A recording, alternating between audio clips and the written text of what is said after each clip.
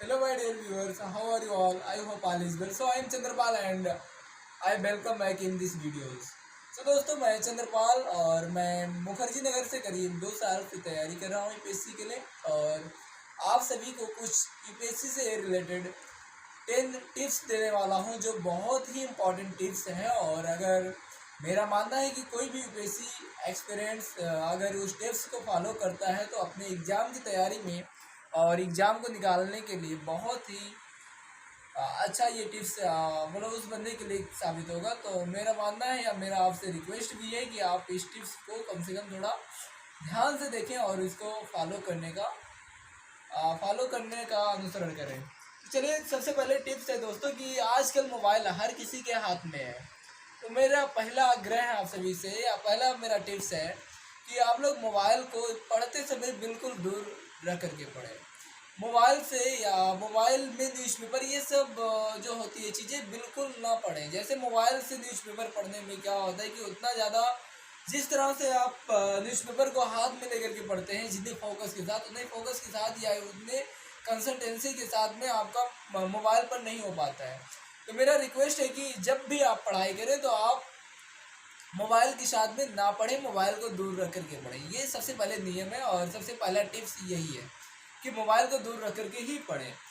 और दूसरा नियम है कि फंक्शन आजकल मैक्सिमम होते जा रहे हैं। बर्थडे पार्टी है, मैरिज पार्टी है, एनिवर्सरी है, दुनिया भर का आजकल फंक्शन मतलब चलने लगा है। तो दूसरा टिप्स ये भी है कि आप लोग फंक्शन में जब तक सिलेक्शन ना हो जाए कम से कम फंक्शन में ही शामिल हो। फंक्शन आपका टाइम या आपके दिमाग को डाइवर्ट करता है, टाइम नुकसान करता है और दिमाग को डाइवर्ट करता है। तो कम से कम ही फंक्शन में शामिल हो या बहुत कम या फंक्शन में ना ही जाएं जब तक सिलेक्शन ना हो जाए तो ही अच्छा होता है।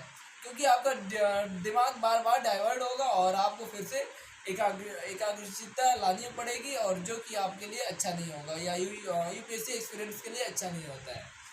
तीसरा टिप्स है दोस्तों कि आपको 7 to 24 आवर्स आपको अपने प्रीवियस क्वेश्चन को और सिलेबस को देखना चाहिए वहाँ से ध्यानपूर्वक देखना चाहिए, पढ़ना चाहिए, वहाँ से एनालिसिस करना चाहिए कि हाँ किस तरह के सिलेबस और किस तरह से सवाल पूछे गए हैं प्रीवियस क्वेश्चन में।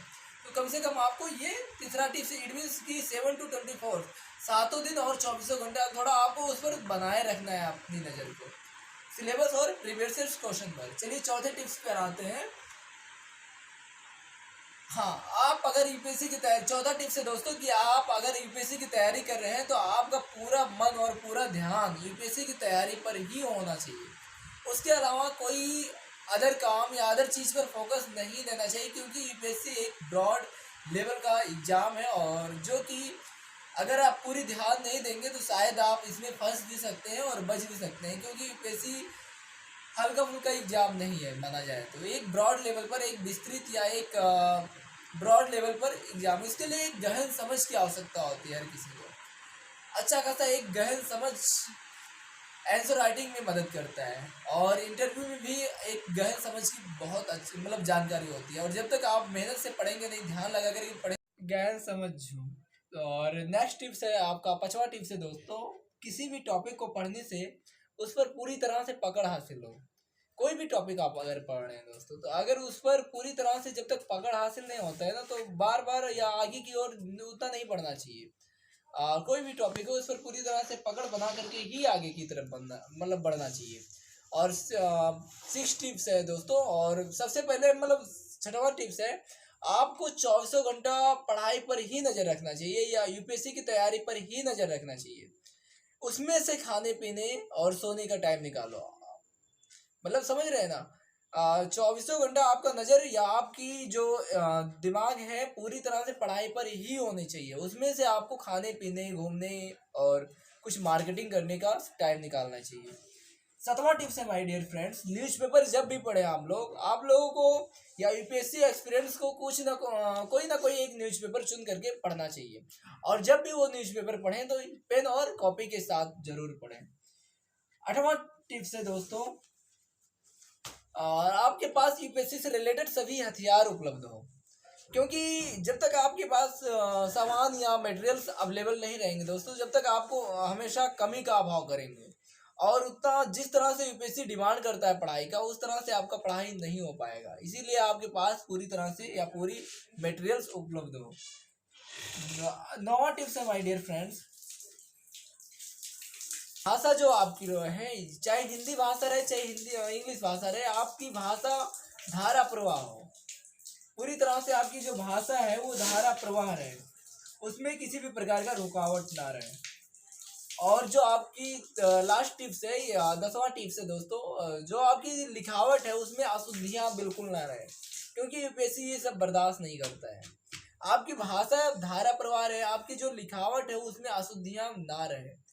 आप ज़्यादा से ज़्यादा प्रयास कीजिए कि जो भी हिंदी या इंग्लिश में जो भी लिखे, आंसर राइटिंग किसी में भी लिखे, उसमें अशुद्धियाँ ना मतलब ना के बराबर रहे।